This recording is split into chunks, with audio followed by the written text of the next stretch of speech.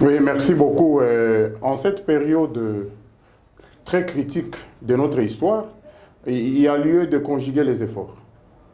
Les efforts, que ce soit d'ordre financier, d'ordre spirituel, matériel, technique, même en termes de ressources humaines, c'est vraiment très important. Pourquoi? Parce que nous avons parmi nos militaires, il y a certains traîtres. Alors, du coup, c'est eux qui sont en train de vendre le plan à l'ennemi, c'est eux qui facilitent un peu beaucoup de choses. Or, il y a des patriotes, peut-être, qui sont là, mais qui n'ont pas accès à cette zone-là, là où se passent où se passent les champs de tir, c'est un peu cela. Donc, c'est-à-dire, comme c'est dit dans l'article 63 de la Constitution, qui parle que tous les Congolais ont le droit, et plutôt tout Congolais a le droit et le devoir de défendre le pays face à une agression ou une menace, plutôt face à une menace ou une agression extérieure. C'est l'article 63 de la Constitution parlant des devoirs du citoyen. Et on dit qu'un service militaire obligatoire peut être instauré dans les conditions fixées par la loi. Nous sommes dans un tournant très décisif, là où une certaine minorité comme ça, qui veut s'accaparer de nos terres. C'est quelle minorité? Ce sont les Tutsis. Or, nous avons étudié l'histoire. On n'a pas de Tutsis au Congo, il n'y en a pas. Et ils n'ont pas de terre ici chez nous. Ils peuvent être comme ça, mais ils n'ont pas les origines ici chez nous. Donc nous sommes au-delà de 450 ethnies. On ne voit pas une seule ethnie réclamer les terres, à part ces gens-là qui veulent piller nos minéraux, tuer, violer et autres. Mais en ce net moment, le président aussi peut convoquer le gouvernement et les deux chambres afin de décréter l'état d'urgence.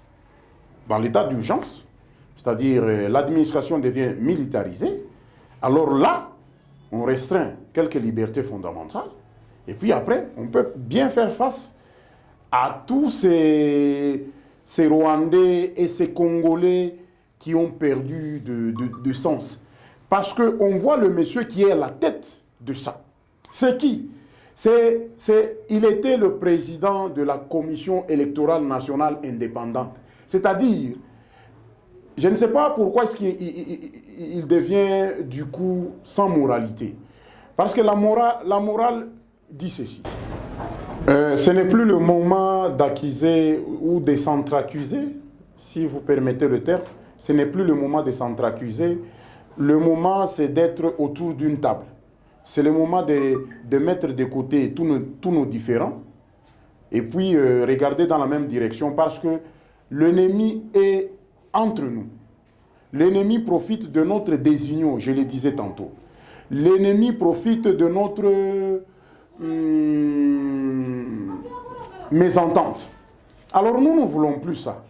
Pour gagner cette guerre, il n'y a pas une armée plus puissante que le peuple.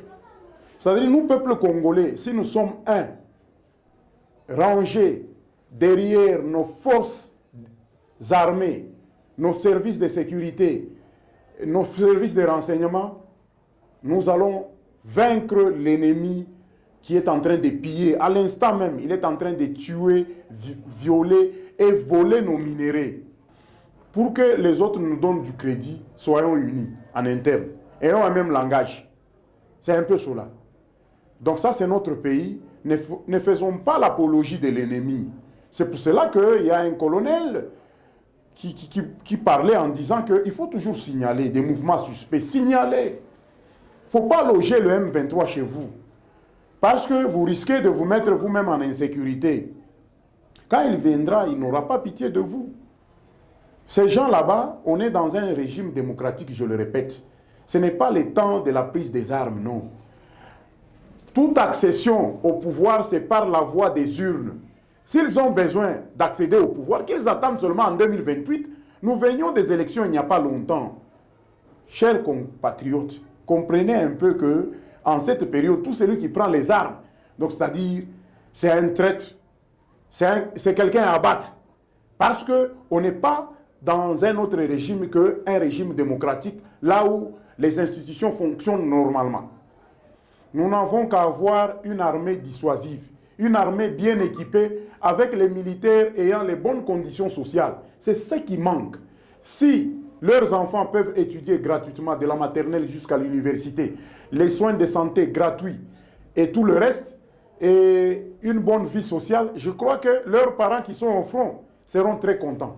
C'est ce que le gouvernement, c'est le minimum, le sursaut patriotique, qu'on essaie même d'austériser, qu'on prive même ce qu'on appelle les élus. Les élus, ils touchent 21 000 $ par mois, au nom de quoi? Pour quel résultat?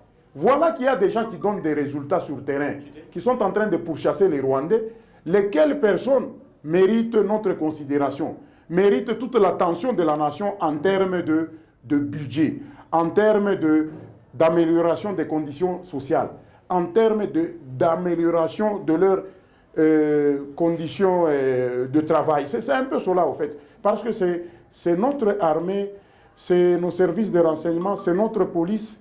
C'est ça dans leur rôle de protéger l'intégrité territoriale et protéger toutes les frontières. Et nous les appuyons.